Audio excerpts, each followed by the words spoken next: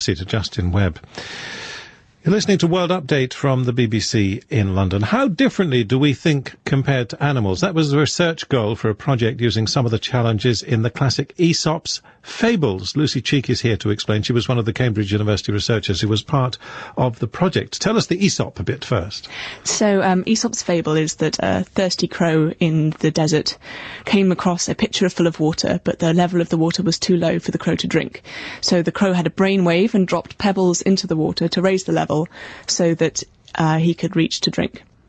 And you tried that out on crows and also on children. So on members of the crow family. So originally some of my colleagues did it on rooks in 2009, and then I wanted to find out how they were learning this task. Were they just seeing what happened when they tried different things, or did they have some understanding of physics? So I did a series of experiments to see if they'd prefer to drop sinking things rather than floating things into the water, or to see if they would rather drop stones into water than in sawdust, because they should know that you cannot raise the level of a solid by dropping stones into it, and they could. So the final kind of tricksy experiment to try and find out how they were learning was to present them with an apparently impossible task, where dropping a stone into one tube of water raised the level of a different tube of water.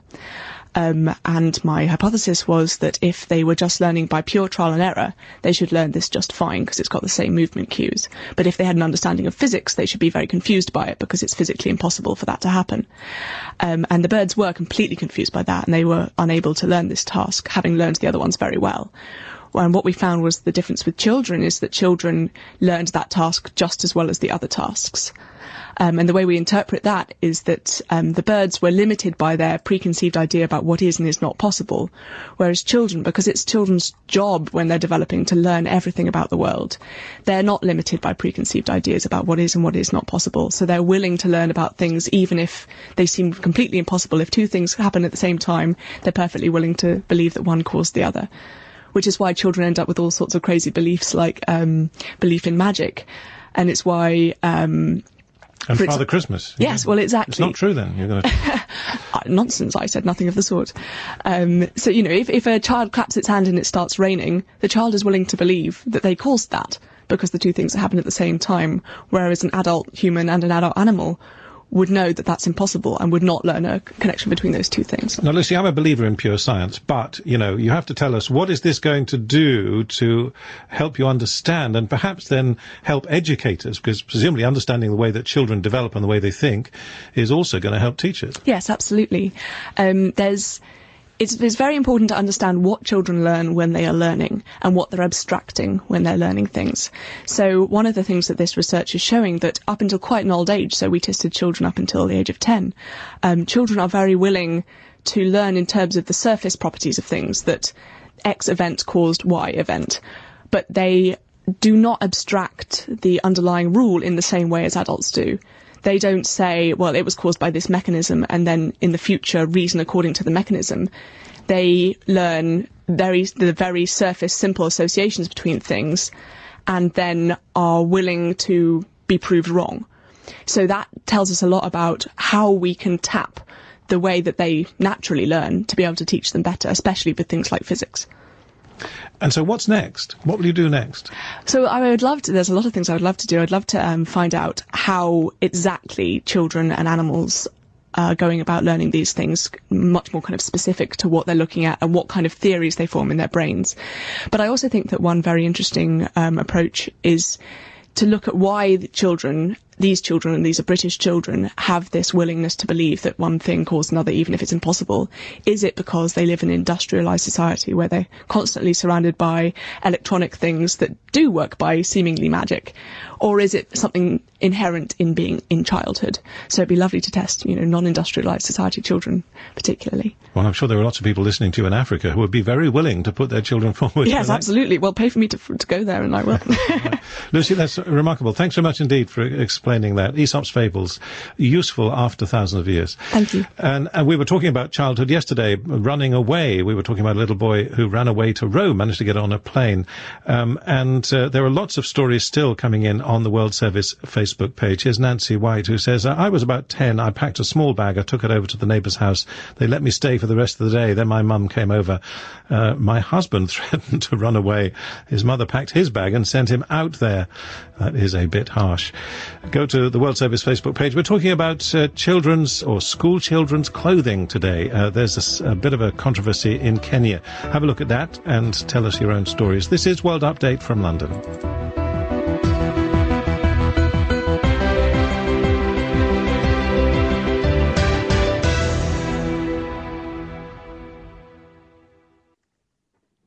And coming up later on our programme, more pressure on the IOC to grant a minute's silence for the 11 Israeli athletes and coaches who died following an attack by Palestinian militants at the 1972 Munich Games. Relatives of the victims say the Olympics organisers need to act. They're not asking for a big thing. They're not asking for a whole memorial. They're not asking for a ceremony. They're asking for 60 seconds for 11 people, 60 seconds out of 17 minutes. It's not a big thing to be asking for. More on that later. And the headlines at the moment. A BBC correspondent on the outskirts of Syria's second city, Aleppo, says government and opposition forces are preparing for a battle. President Obama says he wants to introduce common-sense measures to control guns.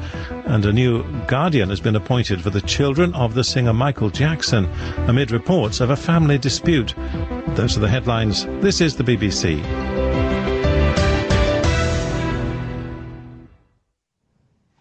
This is Dan Damon in London.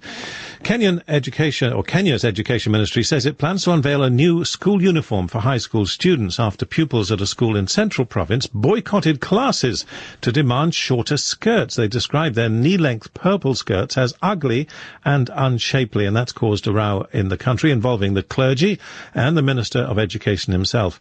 We can talk to Rosie Anyiko Owoko. She hosts the arts and entertainment show called Grapevine on the Kenya Broadcasting Corporation. And thanks, Rosie, for being with us on World Update. Describe, if you will, the uniforms in question. Talk about the ugly and unshapely ones first. Thank you so much for having me in the show. Well, what I can say about the skirts is they're quite long. They actually almost reach maybe the ground where their shoes reach. And they have sort of a checked old school design. And it's kind of the sickly purple, that's really purple, that's not like it's not the royal color, so it's not really enticing to the eye, and it must really not help the girls' self-esteem. So I would understand why they're asking for different skirts. Well, I suppose the question is, should they be enticing at all? Because that's what the church says. They've accused the minister of degrading women. I think the skirts shouldn't be necessarily enticing, but they should let the girls feel like they're confident in their own bodies, in themselves. I think it's about their self-esteem. And, girls during puberty, or let me say adolescence, seek a lot of attention. So if it's something that they're not comfortable in, I think their plea should be heard. And I think it's not really like about enticing, but it should be decent. Like there are skirts that are short but decent. And the minister has called for a redesign. Have you seen the new design? I have. And what's it like? Well, it's sizable. It's not very short that you can point out and say that's indecent. But then again, it's not very long. Like it doesn't get. It's just like right on the knees. So I must say that I think that's a good size. I mean, it's smart. I'm gonna say it's smart. So I can't say it's indecent, but then again, it's not boring. It's just somewhere in the middle. Of course, in Kenya there are Islamic schools too. There, the girls wear top to toe green, don't they? They do, and I believe that's in line with the Islamic religion. And I respect that, and everybody who goes to such schools respects that. So I think this issue, it also depends on sort of which school you go to, the demographics, and also the locations. Like in urban areas, we have schools with girls wearing overly short skirts, and nobody has had a problem with that for a very long time. But all of a sudden, when